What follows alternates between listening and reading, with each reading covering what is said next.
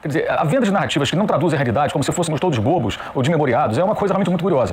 E lembrando que o Palmeiras abandonou o Campeonato Brasileiro praticamente na sua reta final, prometendo à sua comissão técnica um desempenho melhor na final da Libertadores, que é o que o Arnaldo falou, não finalizou uma vez sequer. Distorcer a realidade não, né? Porque assim, as coisas, cara, se for pra qualquer narrativa hoje, coisa mais chata. Por que não se fala do jogo? Aliás, no meio de semana o repórter foi muito bem, né? Ah, o que você acha? Não tô aqui para responder, eu tô aqui para perguntar. Olha, só questionar, Juca, o futebol do Palmeiras não credencia para estar com faca e queijo na mão nenhum. Não dá para ter certeza, o futebol do Palmeiras é muito aquém do que deveria ser, a gente não pode esquecer disso não. Entendeu? Se fosse um time jogando muito bem, como pode pelo material humano que possui, poderia ser esse favorito. E acho que isso deveria ser mais falado em coletiva. E não é falado. Especialmente em coletiva de técnico. Você entende que tudo isso é uma cortina de fumaça diante de um momento esquisito do Flamengo dentro de campo? Tudo isso aí é reflexo do péssimo trabalho do José Boto, só isso. E pelo que eu sei, o pai do Almada entrou no circuito, começou a colocar uns obstáculos. Há quem acredite que esteja querendo ganhar tempo ou então negociar uma condição ainda melhor. O Viveiros, artilheiro do campeonato, custou $5 milhões ao Atlético. Ele estava na Série B. O José Boto não consegue localizar um jogador assim. Ou seja, os reservas custaram muito dinheiro, contratados na gestão do José Boto, e os titulares vieram sem custo. O goleiro lateral direito. E essa situação do Almada, eu acho que beira a humilhação. Se o Almada não jogar no Flamengo e sair por conta desse tipo de coisa de leilão, beira a humilhação. Fala, meu caro rubro-negro. Posse de bola hoje deu o que falar. Mauro César detona toda essa guerra de narrativas entre Flamengo e Palmeiras. Boto, péssimas contratações e um trabalho aquém de sua função. Bora lá conferir tudo. E com ele, Arnaldo, Juca, Tirone, José Trajano. Bora lá conferir todos esses detalhes. Os créditos, link abaixo referente ao posse de bola. Mas antes, se inscreva no nosso canal, ative o sininho, deixa seu like. É ASR Fla. Hypa se possível. Bora lá. Ô, Mauro, 3-0, a parada tá resolvida e o como passou meio, assim, vamos dizer, só tangenciando uma outra questão importante no Palmeiras. O Paulinho, ele não jogou de novo. Ele não vai jogar de novo. No meio da semana, são 10 meses que ele tá parado só dessa segunda tentativa. É horrível, né, pro jogador. Lamentável pra ele. Mas também, o Palmeiras investiu uma grana nesse jogador, mas ficou meio... Talvez o Palmeiras pudesse emitir uma nota oficial para dar uma satisfação ao seu torcedor a respeito do investimento de 18 milhões de euros, mais 2 atletas, um jogador muito bom, mas que não joga, né? Isso valeria uma nota oficial. Atenção, torcedor. A situação dele é essa, a contusão é essa, o problema agora é esse, ele não joga por isso, né? E, enfim, seria bem mais... Aí seria uma nota, pelo menos... com algum conteúdo que preste, né? O resto é tudo... A única coisa que eu posso fazer é não falar sobre isso, para tentar dar minha colaboração. Quanto mais falar sobre essa gente, sobre essas pessoas, essas notas e essas bobagens, está dando o que eles querem. Paulinho, Arnaldo, e espanholização, que chama, né? Bom, Paulinho, de fato, eu acho que tem uma questão que vai além são as sequelas da fratura por estresse, né? Ele não consegue atuar em continuidade. A espanholização, você está em boa fase.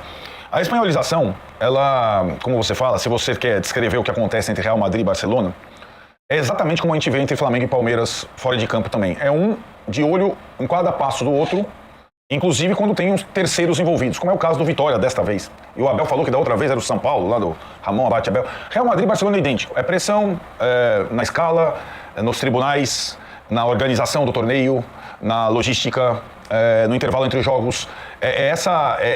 A convicção na Espanha passa a ser a mesma do Brasil, que o futebol também se ganha fora de campo. Esse é o recado. E o Abel praticamente repete isso com outras palavras na coletiva, mais uma coletiva pós-jogo, né? Quando eu falava que o Palmeiras tinha um método, e eu acho que o Palmeiras sempre teve um método com Leila, Abel e Anderson, de prestar atenção em todos os detalhes que cercam o jogo, não só no jogo praticado, ele agora tem um adversário que também tem esse método, que é o Flamengo, do Boto e do Bap. E é uma coisa insuportável. Eles, de fato, a informação, isso não é uma opinião, né? A informação é que o Palmeiras entende que, o Palmeiras, cúpula, entende que o ano passado ele também perdeu fora de campo, e não só dentro de campo. E ele mudou. Até com situação. Mudou esse ano. As notas do Palmeiras estão modificadas, ilustradas, preventivas. E acho que nessa situação, essa briga atual, ela só não está, assim, irresistível, usando aspas aqui, porque o Flamengo está com muitos problemas internos no seu jogo, na sua discussão de jogo, nas suas atuações, nas suas eliminações e tudo mais. Fossem os dois adversários em todas as competições atuando no mesmo nível, cara, isso ia ter níveis insuportáveis. Como não existe comando no futebol brasileiro, assim como é no espanhol, eles continuam guerreando. E às vezes tem um terceiro que fica aí de bobo, como é o Vitória, como foi o São Paulo. Eles ficam no meio do caminho ali, né? Também colocando as suas notas. O Vitória também publicou notas, mas ficou meio em segundo plano. E, de fato, essa situação, eu acho que ela tende a continuar a permanecer até o final do ano. Eu só, em relação às entrevistas do Abel, quando ele tenta passar pela história do futebol brasileiro, evocar exemplos do passado quando ele ainda não trabalhava aqui, ele se equivoca muito, né? E ele mais uma vez tentou falar isso quando o Palmeiras foi para a segunda divisão lá atrás, e tal, como se tudo na vida dos Palmeiras fosse cristalina e na vida dos outros fosse super nebulosa, né? Isso, eu acho que ele sempre se equivoca nesse aspecto.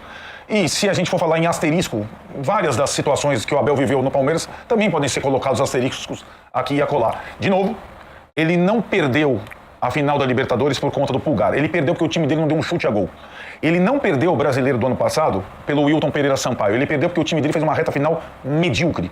E essa situação de justificar com o externo, a arbitragem ou a confederação, trabalhos ruins, ela não convence. Ela só serve para a bolha, para a comunidade. Nós não vamos entrar nessa, nem quando o Abel falar e nem quando o Boto falar. Fique tranquilo. Só frisar que o famoso lance do Pulgar acontece aos 30 minutos de jogo. Com a bola parada, inclusive, né?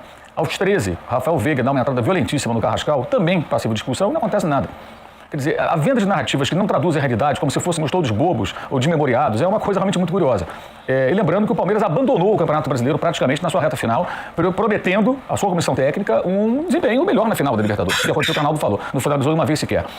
As notas são insuportáveis, as coletivas são... Sabe que eu não vejo essas coletivas, não perco um segundo da minha vida, nem sei o que foi dito, não me interessa, não quero saber, não tenho o menor interesse, não me acrescenta nada ao meu trabalho e a mim como pessoa, menos ainda. Gosto de ouvir pessoas que têm algo a dizer, mas distorcer a realidade não, né? Porque assim, as coisas, cara... Se compra qualquer narrativa hoje, coisa mais chata. Por que não se fala do jogo? Fala mais do jogo, cara. Sabe? O técnico tem que falar do jogo. Tem que falar do jogo. Ele tem que responder pergunta, não fazer pergunta ao repórter. Aliás, no meio de semana o repórter foi muito bem, né? Não, o que você... Não, eu não estou aqui para responder, eu estou aqui para perguntar. Esse é o papel. Que é um artifício usado por muitos para tentar criar ali uma confusão e tal, não ter que responder aquilo que quer perguntar. Muito comum isso. Agora, o Juca e Trajano, o Palmeiras encaminhou a classificação, jogando bem ontem contra o Fortaleza, fraco Fortaleza, mas jogou bem. Na Libertadores ele tem um caminho, vamos combinar, nada complicado e tá com uma vantagem grande no Brasileiro. É o melhor dos mundos pro Palmeiras. Ele tá vivíssimo em tudo, com chance boa em todas as competições principais. Sem dúvida. Palmeiras está muito próximo da tríplice coroa. E poderia se concentrar nisso, jogar bem, fazer gols, como fez ontem, em vez de ficar nessa guerra de notas, né? Saia superiormente e diga, escuta, segue o líder, vem atrás de mim, produzam notas aí, eu produzo gols. Não. Entra nessa coisa medíocre, dessa provocaçãozinha. Notas mal redigidas, inclusive, né? Estão dando trabalho para advogado, né? Que nem sempre primam por um bom português, mais paciência. Sem dúvida, âncora, respondendo a sua pergunta, sem te perguntar de volta, né? Que é uma técnica manjada, né? Dos media training. De fato, o Palmeiras está com a faca e o queijo na mão em 3 competições. Trajano, olha... Não, Juca, o futebol do Palmeiras não credencia para estar com faca e queijo na mão nenhum. Nenhum. Sério? Mas é que o futebol dos outros, o Palmeiras, o Internacional ontem não reagiu contra o Corinthians, não quase ganhou do Flamengo. O futebol do Palmeiras não credencia ser favorito a nada, sinceramente. No brasileiro, até pode ser, pelo que já falei aqui, os outros não existem, mas no mata-mata, o Palmeiras perdeu pro Cerro Porteño, gente, em casa, vai jogar de novo com o Cerro Porteño. E o segundo jogo é fora. Com certeza que a gente tem que o Palmeiras vai passar pelo Cerro Porteño e pelos outros que virão. Que vai passar amanhã por um Cruzeiro, ou por um Corinthians, ou por um Flamengo, ou por um outro qualquer. Ou um Rosário Central. Não dá pra ter certeza, o futebol do Palmeiras é muito aquém do que deveria ser, a gente não pode esquecer disso não. Entendeu? Se fosse um time jogando muito bem, como pode, pelo material humano que possui, poderia ser esse favorito. Mas não vejo não, acho que passo muito longe disso e acho que isso deveria ser mais falado em coletiva. E não é falado. Especialmente o coletivo de técnico. Por que o time não joga tudo que pode? Ontem foi uma carne assada que o Fortaleza, como já foi dito até pelo próprio Juca, você jogou a toalha, né? Quando já leva o jogo de volta para Cuiabá, ele já entra, eu vou perder mesmo, vou ganhar uma grana lá no Mato Grosso e seja o que Deus quiser, vou tentar aqui na Série B ver se eu resolvo a minha vida, se eu consigo voltar para a primeira divisão, né? Mas eu não vejo o Palmeiras com essa força toda não. Sinceramente, eu acho que poderia ter, se o trabalho da comissão técnica fosse bom, e não é. Você acha, hein, Arnaldo? Daqui a pouco eu vou passar pro Trajano. Eu acho que é mais pelo nível ruim dos outros, baixo dos outros, do que propriamente pelo... É que o Palmeiras tem uma constância considerável, né? Os pontos corridos têm mostrado isso. E agora ele tem uma vantagem boa sobre o Flamengo. E, em tese, é que tá, né? A Copa do Brasil, né, Tironi, ela é bom sempre a gente lembrar, ela não tem um cruzamento prévio. O Palmeiras já eliminou o Fortaleza, agora temos um sorteio. Agora sim vamos ter um novo sorteio para ver contra quem o Palmeiras vai jogar e aí até a final. O sorteio da Libertadores, que já encaminha até a decisão, de fato foi favorável em tese ao Palmeiras. Ele tem que confirmar no campo. Ele não está no lado da chave mais difícil, como estão Flamengo, Cruzeiro, Rosário, Corinthians. Em tese, ele vai ter que confirmar no campo. Ele vai ter que confirmar no campo o favoritismo sobre o Cerro Porteño. E acho que o Cerro Porteño não vendeu o mando de campo com o Fortaleza. Ele tem até as mesmas cores que o Fortaleza. Mas o Cerro Porteño ganhou na fase de grupos, é um clube tradicional do Paraguai, há muito tempo é um freguesaço do Palmeiras, mas vai decidir no Paraguai, né? Então, sabe o que acontece nos detalhes? É que o Palmeiras, nessa situação da Copa do Brasil, ele já eliminando o jogo da volta, ele pode descansar o time na frente tripla. Isso conta nessa maratona de agosto. Então ele ganhou uma data, essa de Cuiabá. Se o Abel não quiser levar ninguém pra lá, ele não leva. Aí joga a Vera no Brasileiro no final de semana, tenta manter ou abrir a vantagem sobre o Flamengo e joga a primeira com tudo contra o Cerro em casa para tentar abrir vantagem. Então, sim, ele está vivo nas 3. Tem outros poucos times vivos nas 3. Mas o Palmeiras, eu acho que para sonhar com a tríplice coroa, precisa levar o nível de jogo dele. Perfeito. A enquete, como você acha? Quem você acha que tá ganhando? Põe a enquete na tela aí. Primeira alternativa. A quinta alternativa que não tem ganharia, mas vamos dizer que seja nível dos jogos, vai. 57% nível dos jogos, 8% Corinthians contra a arbitragem, 21% Guerra, Flamengo e Palmeiras e 14% o Neymar. Diga. Da tríplice coroa, eu acho muito precipitado. No brasileiro, pela diferença de pontos, o Palmeiras pode até sonhar, não está com a faca e o queijo, mas está próximo disso. Mas tem muita lenha para queimar. Nas outras competições mata-mata, no nível que a coisa está acontecendo, tudo pode acontecer. Tudo pode acontecer. Nós já vimos times aí. Porque se estivesse jogando bem, estivesse sobrando na fita, não sei lá o quê, eu não falaria isso. No brasileiro, ele tem uma distância de pontos muito acentuada e pode até melhorar essa distância. E vamos dizer que ali está perto de ter a faca e o queijo na mão, mas ainda não está. Nas outras duas competições, não vejo não. Porque precisa melhorar e pode pegar pela frente um time menos enfejado, assim como para ser o campeão, que eu não seja analista dos favoritaços, e o tiro sair pela lado. Bom, não jogou, não entrou em campo o Flamengo, mas foi notícia, porque tem algumas questões, Mauro. Primeiro, o Almada agora dizem que está mais longe, está mais próximo do River, que era a tentativa de contratação. Tem essa história do Luiz Henrique. Você entende que tudo isso é uma cortina de fumaça diante de um momento esquisito do Flamengo dentro de campo? Tudo isso aí é reflexo do péssimo trabalho do José Boto, só isso. Péssimo trabalho do José Boto. E pelo que eu sei, o pai do Almada entrou no circuito, começou a colocar uns obstáculos. Há quem acredite que esteja querendo ganhar tempo ou então negociar uma condição ainda melhor. Eu acho que se for isso de fato, se o José Boto tivesse uma outra postura, obrigado, tchau. Ele é muito bom, mas, cara, se o cara não quer jogar no clube, se o cara quer ficar fazendo um leilão, se for isso de fato, obrigado, tchau. Então, sério, tchau, acabou, um abraço, segue a vida. Que negócio é esse, gente? Que história é essa? Onde já se viu submeter a isso? Não tá contratando o Lionel Messi, nem que fosse. Tem que ter um mínimo de postura. Agora, se estava próximo e agora começou a surgir esse ou aquele obstáculo, embora as fontes lá da Argentina, tem jornalista falando, agora ele vai... Tem jornalista que colocou até com a camisa do River Plate. Aí você procura as informações que o mesmo jornalista deu. Lá, aqui tem esses picaretas, lá também tem. Né? Aí o cara tá lá, o cara há 10 dias que colocou que já estava no Flamengo. Agora o cara põe a arte do cara com a camisa do River Plate. Cada hora fala uma coisa. Então acredita que é bobo, que é ingênuo, né? Nesses camaradas que vivem de falar essa coisa, nem todos, claro. Alguns são sérios, mas tem muito cara que é 7 a 1 puro, que fica ali só inventando moda. Sabe? Os caras ficam ali cada hora e deu clicando, para dar audiência pro sujeito. Mas o que eu sei é que o pai dele entrou no circuito, colocou alguns obstáculos e tal. E o Luiz Henrique, eu não vejo como o Flamengo possa contratar os dois. Eu acho que o Luiz Henrique é mais uma cortina de fumaça do que outra coisa. Coisa de rede social. Começa aquela onda. Semana passada teve um negócio patético. As pessoas discutindo, olha, o Zé Boto se encontrou com o empresário do Luiz Henrique em Porto Alegre. O cara é o representante, ele é um doce do Luiz Henrique, não é o empresário principal, o cara que realmente cuida da carreira dele. E também é do Vitão, de outros jogadores. Ele comprou o Vitão 2 vezes pro Shakhtar e pro Flamengo. Ele conhece o sujeito, né? Os dois tomam um café, não quer dizer nada, entendeu? O fato de você tomar o café com alguém, aí você já imagina, aí criou-se uma onda, isso, naquele momento, foi uma onda favorável pro dirigente. Olha, ele já vai trazer mais um. Os bobos acreditam nessa história, sabe? O torcedor, gente, pode ser bobo. Pensa um pouco. Centroavante, até hoje não contratou 1 ano e meio, só o Juninho. Já meteu o pé o Juninho. Fez até gol de pênalti no final de semana. Juninho foi embora. Foi o único centroavante que ele conseguiu contratar. Gente, 1 ano e meio. É o único cara fora do radar, né? Contratado. Também. O Flamengo só tem o Pedro. Não tem outro centroavante, foi campeão da Libertadores brasileira sem o Pedro. O Pedro ficou 7 meses fora no passado com diferentes lesões, até graves, né? Quebrou o braço, essa coisa toda. Ele não conseguiu contratar um centroavante. Aí, essa semana agora saiu o balanceio do Flamengo, aí as pessoas tomaram conhecimento dos números que já tinham sido divulgados extraoficialmente. Mais de 10 milhões pelo Vitão, 5 a 6 milhões pelo goleiro Andrew e o Royal custou 9 alguma coisa. O Viveiros, artilheiro do campeonato, custou 5 milhões de dólares ao Atlético, que estava na Série B. O José Boto não consegue localizar um jogador assim. A um preço mais acessível, não é barato, 5 milhões de dólares não é micharia, mas mais barato que os outros, e o cara que faz gol, tá aí, ó, artilheiro do campeonato, centroavante chato, hein? Dá trabalho pra caramba. Nossa. Né? Tá lá, o Atlético conseguiu enxergar, ele não enxerga isso, não consegue trazer um jogador assim. Né? É impressionante. Aí você para pra comparar, o titular do gol do Flamengo é o Rossi. Quanto custou? Custou luvas e salário, chegou de graça, final de contrato. O Boto consegue observar uma oportunidade dessa de mercado? Não. O Varela, guerra na Rússia, com a Rússia e a Ucrânia, os jogadores ficaram livres, o Flamengo trouxe. Foi na outra gestão, o Royal, 9 milhões de euros. Quem é o titular? É o Varela. Ou seja, os reservas custaram muito dinheiro, contratados na gestão do Zé Boto, os titulares vieram sem custo, no goleiro lateral direito, na gestão anterior. Ou seja, se você comparar, não estou querendo defender a gestão anterior, não é isso, mas qual é a régua que você pode comparar? E quem estava lá antes é pior. Se antes havia críticas, hoje é bem pior. E essa situação do Almada, eu acho que beira a humilhação. Se o Almada não jogar no Flamengo e sair por conta desse tipo de coisa de leilão, beira a humilhação. Eu lembro que quando houve uma situação, lá em 2019, que o Bruno Henrique ia ser vendido pelo Santos ao Flamengo, e aí o Santos uma hora já queria outra coisa e tudo, o Flamengo falou, não quero mais. Rapidamente a coisa mudou, o Santos chegou na acordo do Flamengo e o cara foi pro Flamengo. Depois ainda foi para lá o Uribe de contrapeso, foi o Gianluca ficou lá, foi vendido. Foi o maior negócio da história do Flamengo foi o Bruno Henrique. Foi baratíssimo, não preciso falar do que ele já fez pelo clube, né? Um jogador histórico. Então tudo passa por uma péssima gestão do diretor de futebol. Que, aliás, é importante dizer, né? A gente não tem no Brasil caras realmente feras para essa função. Muito menos o cara que tem aquela qualidade de ser um cara que fala da parte do jogo para discutir com o técnico uma contratação. Por que você quer esse lateral direito? Já temos fulano que faz a mesma função, tem a mesma característica. Esses caras aqui no Brasil são raros ou praticamente inexistem. E o Boto não demonstra ser essa pessoa, esse profissional. Com esse viés técnico apurado, embora tenha a fama de ser o cara que montou o scout lá no Benfica, não sei o quê. Enfim, são coisas diferentes. Então a gestão é péssima e isso, claro, tem a assinatura, a chancela do presidente do clube, o BAP, que foi quem contratou o Boto e está lá com o Boto até hoje. Já investiu quase 1 bilhão em contratações. Eu vi essa. Gente, quase 1 bilhão e não tem um centroavante.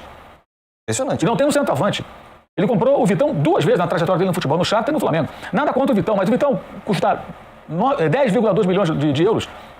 Faz sentido? Será que faz sentido? Mais caro que o Léo Ortiz, gente. O Léo Ortiz não custou isso. Quem é melhor? Desculpa, pode ser até que o Vitão seja o melhor zagueiro do planeta, mas o Léo Ortiz é mais jogador que ele. Enfim. Isso eu achei impressionante esse negócio. Quase 1 bilhão em contratações do Flamengo. Bom, as baterias são todas voltadas para Boto e BAP nesse momento estranho do Flamengo, né, Renato? Sem dúvida, né? E acho que essa questão do Almada, que era o alvo para essa janela, ou ela se resolve até esses próximos dias, a tempo da eliminatória contra o Cruzeiro, ou ela não faz sentido, né? Então, está sendo protelada uma situação, o Flamengo está em desvantagem no Brasileiro, tem uma eliminatória importante contra o Cruzeiro, e até agora nessa janela não contratou. Vai esperar o resultado da eliminatória com o Cruzeiro para ver se continua na Libertadores em frente dupla? Essa estratégia não me parece ser a estratégia essa. Ainda teríamos um tempo de janela aberto depois da eliminatória com o Cruzeiro. Mas o Paquetá está voltando de lesão. O Arrascaeta está recomeçando. O Almada seria importante para já, né? E nessa novela toda aí, parecia ser uma coisa só de... por isso que o Mauro está falando, se não confirmar agora, soa como um vexame. E já está sendo muito pressionada a gestão. Por isso que, nesse ano, as notas do Boto, as notas do Flamengo, as entrevistas do Boto, têm menos força do que no ano passado. Quando o time ganhava, quando o time estava bem. Agora o time está mal, a diretoria trabalha mal e as notas perdem força, né? Juca, é uma grana, hein? Pro Almada aí, uma grana gasta pelo Flamengo. E até o momento, pelo menos nesta temporada, claro, não está refletindo no jogo. Pois é, mas ninguém tá, né? Ninguém tá. E eu acho que isso tudo é muito fruto dessa coisa medíocre, mesquinha, dessas guerras absolutamente sem sentido entre diretorias, e vira tudo nhenhenhen, né? Mauro, saiu lá o quanto se gastou em contratação. Ficou todo mundo meio impressionado que se gastou muito com o Flamengo. Ou só que na verdade só o Flamengo que revela todos os lados da negociação. Tem esse aspecto, né? O Flamengo publica lá o seu balancete trimestral, né? E põe lá todos os números, quanto custou o jogador, quanto pagou de comissão, quanto custou no total, né? Não apenas aquilo que é pago. Isso é legal, lógico, Isso é positivo. A questão que se discute são esses valores que já eram conhecidos, né, pelo noticiário, mas quando eles aparecem oficialmente e também os valores pagos em taxas, comissões, luvas e essas coisas, aí você vê que é assustador. Que, assim, o problema não são os jogadores, é quanto paga. E aí tem uma coisa que eu não entendo, assim, outra coisa curiosa do futebol brasileiro. Não, quando o clube tem dinheiro, o outro põe o preço mais caro. Amigo, quem manda numa negociação é quem tem o dinheiro. Em qualquer coisa no mundo é assim. Dúvida. Certo? É o contrário. Isso é o óbvio. Você tem um dinheiro, eu quero vender meu carro. Eu estou querendo vender meu carro, preciso vender meu carro. Você tem um dinheiro e fala, Mauro, eu pago tanto. Não, só vendo pelo dobro. Então tá bom, amigo, eu vou comprar outro carro. E eu fico com o meu carro e fico sem o dinheiro que eu preciso do dinheiro. Porque você não vai pagar o que eu quero. Você vai pagar quanto você... A tendência é o contrário. Se eu estou desesperado, você fala, seu carro vale 50, eu vou pagar 40. Eu tenho só 40 por ele. Um abraço. Se você quiser, é isso aqui ou nada. Aí eu vou ficar procurando alguém que pague 45. Talvez eu não consiga. Eu vou vender pelos 40. Tem isso. Quem está com a faca no pescoço... Por exemplo, quando o Luiz Henrique foi vendido para o Betis, ele custou 9 milhões de euros pagos ao Fluminense. A torcida do Fluminense ficou furiosa. Eu lembro que se fosse o Palmeiras, o Flamengo, claro, o Palmeiras e o Flamengo poderiam falar, olha, 9 milhões eu não quero 20, quero 25, quero 30, sei lá quanto. O Fluminense, na época, precisando do dinheiro para pagar salário atrasado, essa coisa, vendeu muito barato pelo que o jogador poderia valer naquele momento. Então, no futebol tem isso também. Eu não consigo entender como é que as pessoas engolem essas versões. Isso é conveniente pro Cartola. Isso é ridículo. Não, o negócio é o seguinte, olha, eu vou contratar o jogador, tenho tanto, é isso aqui que eu tenho. O Emerson Royal estava encostado no Milan. 9 milhões de euros. Então, como é que é isso? Milan, faz o que com esse cara aí? Entendeu? Não, aí você pega lá o Vitão, o Internacional cheio de problema financeiro, não pagava o Thiago Maia, que entrou nesse pacote aí, né? Parte do pagamento foi o Thiago Maia, cedido em definitivo, perdoando a dívida, né? Que o Inter tinha com o Flamengo. Total dá 10 milhões e 200, fora luvas, impostos e comissão, essas coisas todas. Não dá para entender, o Inter que está matando o cachorro a grito, é ele que coloca o preço. Então, assim, a conclusão é um mau negociador. Isso. Contrata mal, negocia mal. É péssimo o trabalho do Zé Boto. É apenas isso. É isso, porque se Flamengo e Palmeiras se notabilizaram nos últimos tempos por boas administrações, excelentes vendas, desde lá, eles são maus compradores. É por isso que você fala, você acha que qualquer... Não, tem dinheiro, compra. Não é assim, cara. Não. Não é assim. Valeu a pena o Flamengo botar o pé na porta e falar eu quero o Paquetá amanhã, antes do final da temporada? Por um projeto, a temporada do futebol brasileiro é agora que ela se define, certo? Por trás do projeto do jogador também tinha a Copa do Mundo, 45 dias. O Flamengo vai, para tirar o jogador do West Ham naquele momento, o West Ham chegou, aí que tá. Aí não era o West Ham que estava com pressa, era o Flamengo que estava com pressa. O West Ham falou, então, não, quero mais. Aí você vê no total, a negociação já durou quase 50 milhões de euros. Mais. E você falava isso na época. O Mauro falava, olha, não é só o que está sendo pago ao clube, são todos os encargos, tal, não sei o que lá. Pensa se valeu a pena ir tão a fundo naquele momento. Se o Flamengo fosse contratar o Paquetá agora, pós-Copa, ele ia pagar metade do preço, possivelmente. O West Ham rebaixado. Sim. O jogador tem valor. Em uma boa negociação, você deixa essa venda até engatilhada. Ninguém é engatilhado. Você deixa meio que amarrado. Exato. Mas, assim, aí você pega... Eu já falei aqui várias vezes, é o caso do John Arias. Pouco se discutiu. O John Arias saiu por 17. Isso. Ele não se valoriza no Wolverhampton. Perfeito. Ele não se destaca na Inglaterra. Mesma situação. Ele não abre mercado na Europa. Aí o Palmeiras vai contratar. Paga 25. Isso, Os ingleses estão falando que coisa maravilhosa. Eu comprei por 17, eu 25 um cara que não decolou aqui, eu ainda fui rebaixado como lanternaço do campeonato. Assim, é um negócio espetacular. Quer dizer, tanto pro Wolverhampton como pro West Ham, né? Os dois. O Paquetá queria vir de qualquer maneira. Então, Paquetá, a gente traz você no final da temporada. A condição é essa. Mas as negociações são ruins.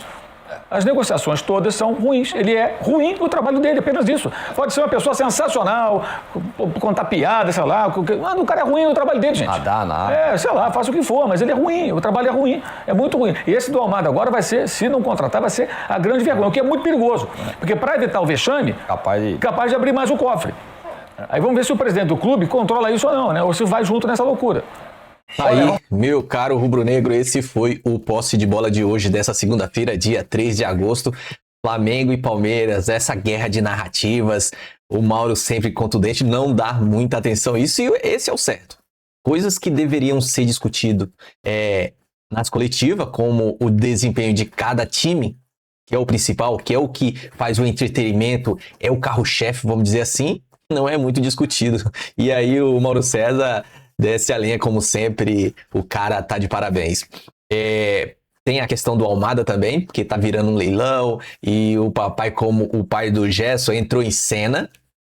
Vamos ver como desenrola isso aí. E se desenvolver para um leilão, como o Mauro deixou claro, não sei não, hein? O Flamengo vai querer gastar muito dinheiro. O que resta para o torcedor, a nação rubro-negra, é torcer para dar certo e mudar esse desempenho dentro de campo, o cara que tá deixando muito a desejar, pelo amor. Mas enfim, deixa nos comentários o que você achou de tudo isso aí, o seu pitaco, a sua cornetada.